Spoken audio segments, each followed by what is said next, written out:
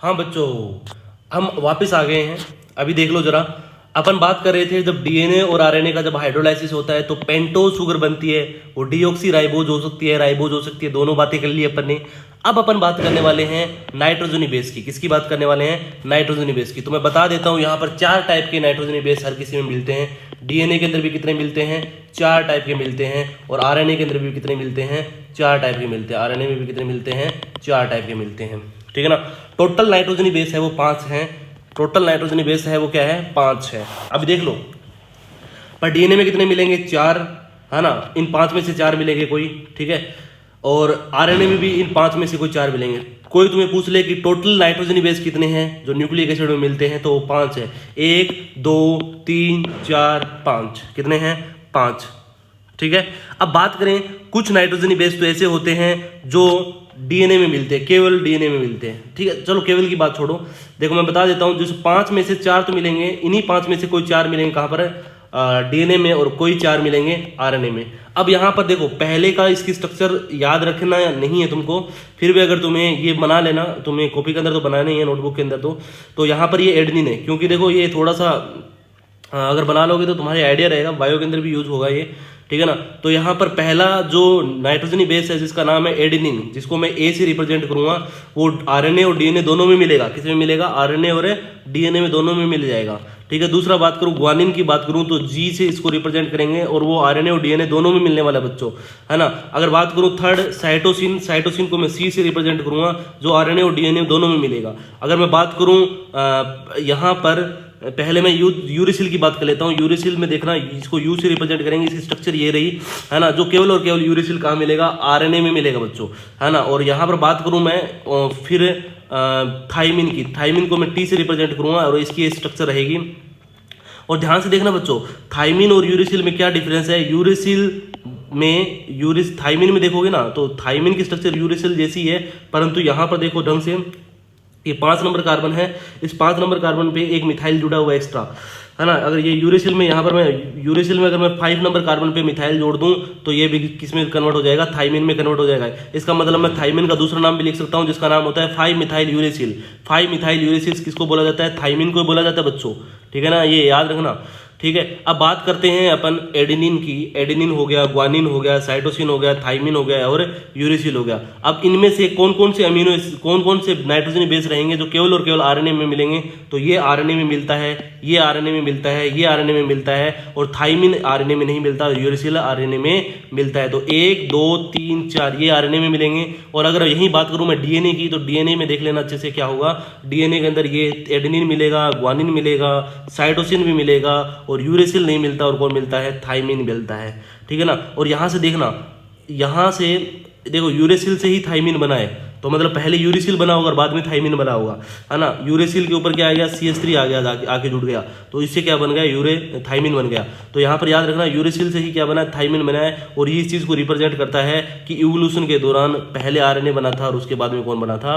DNA बना था, क्योंकि तो ये तो डीएनए में मिलता है ना बच्चों। अरे हाँ है ना। तो टोटल 5 टाइप के नाइट्रोजनी बेस होते हैं, है ना। 5 टाइप के नाइट्रोजनी बेस में से 4 तो मिलेंगे डीएनए के अंदर, और 4 ही मिलेंगे किसमें? आरएनए के अंदर। ठीक है ना। अब तुम्हें पूछ सकता है कि बताओ डीएनए और आरएनए में मिलने वाले कॉमन नाइट्रोजनी बेस कौन कौन से हैं? तो यहाँ पर एडेनिन है, ग्वानिन है, ठीक है ना, और साइटोसिन है। ठीक है ना। कौन से ऐसे अनकॉमन नाइट्रोजनी बेस है? तो याद रखना, थाइमिन और यूरिसिल। थाइमिन केवल और केवल डीएनए में, और यूरिसिल केवल और केवल है आरएनए में मिलता है बच्चों। ये बात होगी नाइट्रोजनी बेस की। यहाँ पर मैंने डीएनए और आरएनए से मिलने वाले 3 component, pentose sugar, phosphate and नाइट्रोजनी बेस की अलग अलग बातें कर ली। अब इनकी एक साथ मिलकर बात करते हैं। अब बात करते हैं स्ट्रक्चर ऑफ न्यूक्लिक एसिड की, है ना। कैसे न्यूक्लिक एसिड की स्ट्रक्चर बनती है, तो उसको समझने से पहले अपन को न्यूक्लियोसाइड और न्यूक्लियोटाइड को समझना पड़ेगा बच्चों। किसको समझना पड़ेगा? क्या होता है न्यूक्लियोसाइड, है ना, और क्या होता है न्यूक्लियोटाइड। ठीक है ना। तो यहाँ पर इस स्ट्रक्चर को देखो, ये स्ट्रक्चर तुम्हें दिख रही है, ये स्ट्रक्चर मेरे को तो दिख रही है बच्चों। यहाँ पर ये है, देखो यहाँ पर ये तुम्हें जो स्ट्रक्चर दिख रही है, 1 2 1 days 2 days 3 days 4 days and 5 days, ये है राइबोज शुगर। कौन सी शुगर है? राइबोज। सर आपको कैसे पता चला? डीऑक्सी राइबोज भी तो हो सकती है। नहीं बच्चों, कैसे हो सकती है डीऑक्सी राइबोज? यहाँ पर 2 नंबर कार्बन पे देखो OH है, ऑक्सीजन है या नहीं है? हाँ है, इसका मतलब ये राइबोज शुगर है, डिऑक्सी राइबोज तो नहीं है, ये यहाँ से क्लियर हो जाता है। तो ये कौन सी शुगर है बच्चों, राइबोज शुगर है। और राइबोज के 1 नंबर कार्बन पे जो OH होता है उसकी जगह कौन जुड़ा है, अभी बेस जुड़ा है। कौन जुड़ा है, बेस मतलब नाइट्रोजनी बेस जुड़ा है। इसका मतलब मैं कह सकता हूं कि पेंटोज शुगर के साथ कौन जुड़ चुका है, नाइट्रोजनी बेस जुड़ चुका है, नाइट्रोजनी बेस।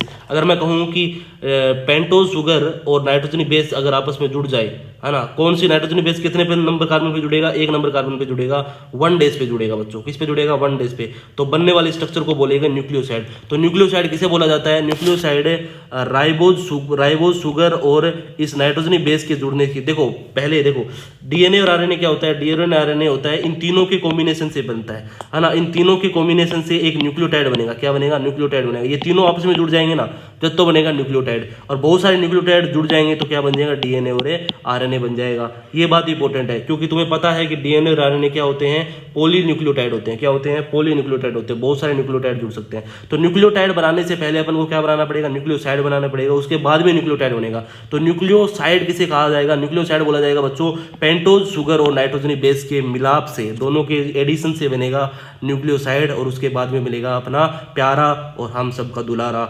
नाइट्रोजनी बेस के साथ अपना न्यूक्लियोटाइड। ठीक है ना, न्यूक्लियोटाइड आपस में जुड़ जाएंगे, एक लंबी चेन बना लेंगे तो बन जाएंगे डीएनए। ठीक है ना। तो पहले यहाँ पर जो यहाँ पर देखना अच्छे से, यहाँ पर बच्चों जो तुम्हें दिख रहा है राइबोज शुगर के साथ बेस जुड़ चुकी है, इसका मतलब पेंटोज शुगर के साथ क्या जुड़ चुका है, बेस जुड़ चुका है। ये बेस नाइट्रोजनी बेस है क्योंकि इसमें नाइट्रोजन होते हैं। ठीक है ना, पोजीशन नंबर 1 पे जुड़ा है, इसको 1 डेज पे जुड़ा है, और इससे बनने वाले स्ट्रक्चर को बोला जाता है न्यूक्लियोसाइड। अपन को इससे कोई लेना देना नहीं है बच्चों, अपन को इससे कोई लेना देना नहीं है, क्योंकि अपने जो डीएनए और आरएनए होते हैं जो पॉलीन्यूक्लियोटाइड होते हैं, क्या होते हैं, पॉलीन्यूक्लियोटाइड होते हैं, न कि पॉलीन्यूक्लियोसाइड। इसका मतलब मेरे को पॉलीन्यूक्लियोटाइड बनाना पड़ेगा। अब बताओ, तुम्हें पता है कोई भी न्यूक्लियोटाइड बनता है उसमें 3 कंपोनेंट जरूरत होती है। पहला तो होता है नाइट्रोजनी बेस, पेंटोज शुगर। एक चीज की कमी है, वो है फॉस्फेट की। तो देखो अच्छे से, अगर मैं कहूँ न्यूक्लियोसाइड के ऊपर कोई फॉस्फेट आयन आके जुड़ जाए, फॉस्फेट आयन कौन से नंबर पोजीशन पे, 5 डेज पे। देखो यहाँ पर देखो कार्बन पे ये 5 डेज पे OH है ना, इसके साथ आके कौन जुड़ गया, फॉस्फेट आके जुड़ गया। फॉस्फेट आके जुड़ गया तो यहाँ पर बनने वाले स्ट्रक्चर को क्या बोलेंगे, न्यूक्लियोसाइड, प्लस में फॉस्फेट को बोला जाएगा न्यूक्लियोटाइड। और यही न्यूक्लियोटाइड एक चेन में जुड़ जाएंगे, बहुत सारे न्यूक्लियोटाइड आपस में जुड़ जाएंगे तो बन जाएगा अपना प्यारा। ठीक है, अपना प्यारा और अब सबका दुलारा कौन, न्यूक्लियोटाइड। अब तुम्हें पता है न्यूक्लियोटाइड कितने टाइप के हो सकते हैं, न्यूक्लियोटाइड भी 5 टाइप के हो सकते हैं बच्चों। कितने टाइप के हो सकते हैं, 5 टाइप के हो सकते हैं। वो किस पे डिपेंड करेगा, ये बेस पे। देखो बेस कितने टाइप की होती है, 1 2 3 4 5, है ना। तो ये न्यूक्लियोटाइड भी कितने टाइप के हो सकते हैं, 5 टाइप के हो सकते हैं। अगर यहाँ पर एडेनिन जुड़ेगा तो अलग टाइप का न्यूक्लियोटाइड रहेगा, ग्वानिन जुड़ेगा तो अलग टाइप का न्यूक्लियोटाइड रहेगा, है ना, साइटोसिन जुड़ेगा तो अलग टाइप का न्यूक्लियोटाइड रहेगा। तो यहाँ पर ये नाइट्रोजनी बेस कौन सी जुड़ी है, इसके हिसाब से न्यूक्लियोटाइड अलग अलग होते हैं। तो न्यूक्लियोटाइड, जितने भी न्यूक्लियोटाइड होते हैं ना, 5 ही टाइप के न्यूक्लियोटाइड होते हैं बच्चों। कितने टाइप के न्यूक्लियोटाइड होते हैं, 5 ही टाइप के न्यूक्लियोटाइड होते हैं। और इन्हीं 5 न्यूक्लियोटाइड से अपना डीएनए बनता है ना। 5 में से 4 का ही बनता है, डीएनए तो 4 से ही बनता है, 4 ही न्यूक्लियोटाइड से बनता है। और 4 ही न्यूक्लियोटाइड से क्या बनता है, अपना आरएनए बनता है। ठीक है ना। तो अगर यहाँ पर एडेनिन है तो डीएनए में यूज हो सकता है और आरएनए में यूज हो सकता है। ग्वानिन है तो डीएनए और आरएनए दोनों में यूज हो सकता है। साइटोसिन है तो डीएनए और आरएनए में यूज हो सकता है। थाइमिन है तो केवल और केवल डीएनए में यूज होगा। और यहाँ पर अगर अपना प्यारा यूरेसिल है तो यहाँ पर केवल और केवल आरएनए के अंदर यूज होगा बच्चों। ये सारी सी बातें हैं, सिंपल सी बातें हैं, और बायो वालों को तो अच्छे से समझ में आता है। बाकी तुम जेई वालों थोड़ा सा देख लेना, है ना, मेरे हिसाब से समझ में आ जाएगा तुमको, है ना, क्योंकि तुम्हें ज़्यादा डिटेल में भी नहीं ले जा सकता क्योंकि ये तुम्हारे इतना लेवल का नहीं है, इस पर इतने क्वेश्चन नहीं पूछता, है ना। तो आगे बढ़ते हैं। ठीक है, अब अपन क्या करते हैं, 2 न्यूक्लियोटाइड को आपस में जोड़ेंगे, क्योंकि तुम्हें पता है ना फॉर्मेशन ऑफ डाई न्यूक्लियोटाइड। अब तुम्हें पता है ना 2 न्यूक्लियोटाइड को आपस में जोड़ेंगे, तो 2 न्यूक्लियोटाइड को जोड़ने के लिए कोई ना कोई बंध तो चाहिए। जब भी कोई जुड़ाव होता है, जब भी किसी चीज़ को जोड़ना होता है, अपने उसके बीच में क्या चाहिए, बॉन्डिंग चाहिए बच्चों। क्या चाहिए, सबसे इंपॉर्टेंट चीज़ अपन को क्या होनी चाहिए, वहाँ पर बॉन्डिंग होनी जरूरी है। तो यहाँ पर तुम्हें दिख रहा है ये क्या दिख रही है तुम्हें, पेंटोज शुगर दिख रही है इतनी, उसके ऊपर कोई बेस जड़ा हुआ दिख रहा है। अच्छा सर ये बेस कौन सा है, दिख तो नहीं रहा नाम, तो बच्चों कौन सा भी बेस मान लो, तुम्हारी मर्जी है ना। और यहाँ पर ये फॉस्फेट दिख रहा है, हाँ दिख रहा है। इसका मतलब देख लो अच्छे से, ये एक न्यूक्लियोटाइड है, ये क्या है, 1 न्यूक्लियोटाइड, और ऐसे ही क्या होगा, दूसरा न्यूक्लियोटाइड। अब इन दोनों न्यूक्लियोटाइड आपस में जुड़ जाएंगे तो क्या बना देगा, डाई न्यूक्लियोटाइड। ऐसे ही बहुत सारे न्यूक्लियोटाइड जुड़ जाएंगे तो बन जाएंगे बच्चों पॉलीन्यूक्लियोटाइड। और पॉलीन्यूक्लियोटाइड बनने से तुम्हें पता है ना, डीएनए और आरएनए क्या होते हैं, पॉलीन्यूक्लियोटाइड स्ट्रक्चर ही होते हैं। अब अच्छे से समझने की कोशिश करना बच्चों, ये कैसे जुड़ जाते हैं। तो यहाँ पर जो 5 डेज पे जो प्रेजेंट होने वाला ये फॉस्फेट होता है ना, वो यहाँ पर 3 ऊपर वाले जो न्यूक्लियोटाइड होते हैं उसके 3 डेज के ऊपर OH के साथ बॉन्ड बना लेगा। कैसे, देखो यहाँ पर नीचे वाला दिख रहा है तुमको, ये नीचे वाला दिख रहा है, नीचे वाले में जो 5 डेज पे जो फॉस्फेट होता है, फॉस्फेट ने किसके साथ बॉन्ड बना लिया, 3 नंबर के OH के साथ बॉन्ड बना लिया, है ना। और इसको बोला जाता है फॉस्फोडाइएस्टर बॉन्ड। इसको डाइएस्टर की बजाय तुम मेरे हिसाब से इसको फॉस्फोडाइएस्टर बॉन्ड, देखो डाइएस्टर 2 एस्टर बॉन्ड दिख रहे हैं तुमको, फॉस्फेट दिख रहा है और एस्टर बॉन्ड दिख रहा है तुमको, ये 1 2, तो इसको बोला जाता है फॉस्फोडाइएस्टर बॉन्ड, ठीक है। तो फॉस्फोडाइएस्टर। अब एक अच्छे से सुनने की कोशिश करना। अब देखो, अब इसके नीचे भी और जुड़ सकते हैं, इसके नीचे भी और जुड़ सकते हैं, और इसके ऊपर भी ये किसी से जुड़ सकता है। इसका मतलब क्या होगा, ये तो डाई न्यूक्लियोटाइड है। ये क्या है बच्चों, डाई न्यूक्लियोटाइड है। क्या है, डाई न्यूक्लियोटाइड है। और डाई न्यूक्लियोटाइड में ये देखो, ये नीचे वाले सिरा दिख रहा है तुमको, नीचे वाला कॉर्नर दिख रहा है ना, इस राइबो शुगर का, ये 3 डेज पे, ये कौन सा है, 3 डेज। इसको बोला जाता है 3 डेज एंड ऑफ चेन। मतलब ये चेन का कौन सा एंड बनाएगा, 3 डेज। तो देखो कोई भी न्यूक्लियोटाइड चेन होती है ना, उसमें एक डेज होता है 3 डेज और एक होता है 5 डेज। 5 डेज इसलिए बोला जाता है क्योंकि उस साइड फॉस्फेट फ्री रहता है। कौन फ्री रहता है, फॉस्फेट फ्री रहता है। और 3 डेज साइड पे कौन फ्री रहता है, OH फ्री रहता है, ठीक है ना। तो कोई भी न्यूक्लियोटाइड चेन होती है ना, क्योंकि न्यूक्लियोटाइड पॉलीन्यूक्लियोटाइड, कोई भी डीएनए होता है, कोई भी आरएनए होता है, उसमें 2 टर्मिनल होते हैं, है ना। तो कोई भी डीएनए और आरएनए क्या होते हैं, एक चेन से बनते हैं। तो चेन से बनेंगे तो चेन में 2 टर्मिनल रहेंगे, एक को बोलेंगे 3 डेज और दूसरे को 5 डेज। अब ये देखो 3 डेज और 5 डेज क्यों बोला जाता है, क्योंकि 3 डेज वाले साइड पे तो क्या है, कौन फ्री है, OH फ्री है, जिसने कोई बॉन्ड नहीं बनाया, ठीक है ना। और 5 डेज साइड पे कौन फ्री है, फॉस्फेट फ्री है, इसने कोई बॉन्ड नहीं बनाया।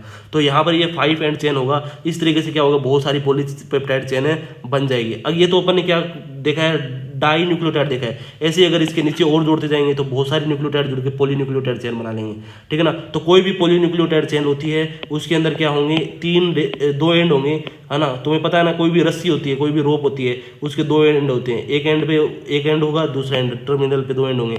तो उसमें से रोप को एक को तो 3 डेज बोलेंगे, एक को 5 डेज बोलेंगे। ऐसे ही जस्ट डीएनए और आरएनए होते हैं, वो क्या होते हैं, पॉलीन्यूक्लियोटाइड चेन होते हैं, और उसमें से एक को 3 डेज बोलेंगे, एक को 5 डेज बोल देंगे। 3 डेज सिरे पे क्या होगा, 3 डेज एंड पे क्या होगा बच्चों, OH होगा, ठीक है ना। और 5 डेज पे कौन होगा, अपना प्यारा प्यारा फॉस्फेट होगा बच्चों, ठीक है ना। इस हिसाब से पॉलीन्यूक्लियोटाइड चेन बनती है। अब यहाँ पर देख लो, ये तो है शुगर, ये है बेस, ये है फॉस्फेट, ठीक है ना।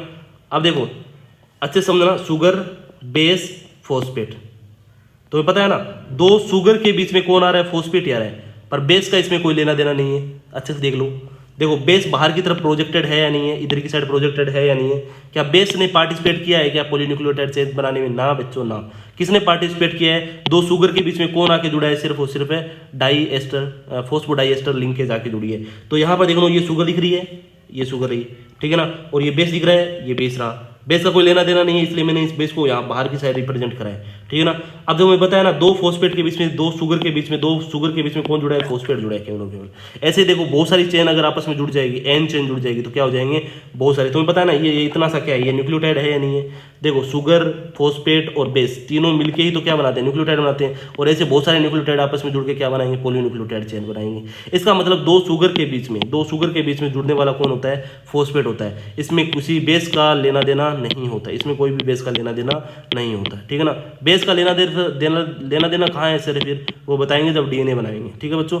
अभी के लिए बस इतना ही रखते हैं, बाकी बातें करेंगे ब्रेक के बाद। धन्यवाद, ठीक है। मेरे हिसाब से तुम्हें समझ में आ रहा होगा। थोड़ा सा मैं फास्ट ही ले रहा हूँ टॉपिक को, पोर्शन को, क्योंकि ये बहुत ही ज़्यादा सिंपल है और थोड़ा सा इसको ज़्यादा डिटेल में जाने की जरूरत नहीं है। जे वालों तुम्हें तो, है ना, और नीट वालों को अच्छे से समझ में आ ही जाता है आसानी से, ठीक है।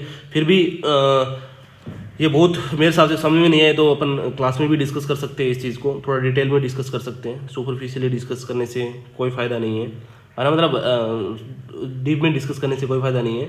और अगर मैं कहूँ कि तुम्हें सुपर डीप में जाना ही है तो देन मेरे से कॉन्टेक्ट कर लेना, अपन डीप में भी चले जाएंगे, ठीक है। तो अभी के लिए बस इतना से रखते हैं, बाकी बातें करेंगे ब्रेक के बाद। धन्यवाद।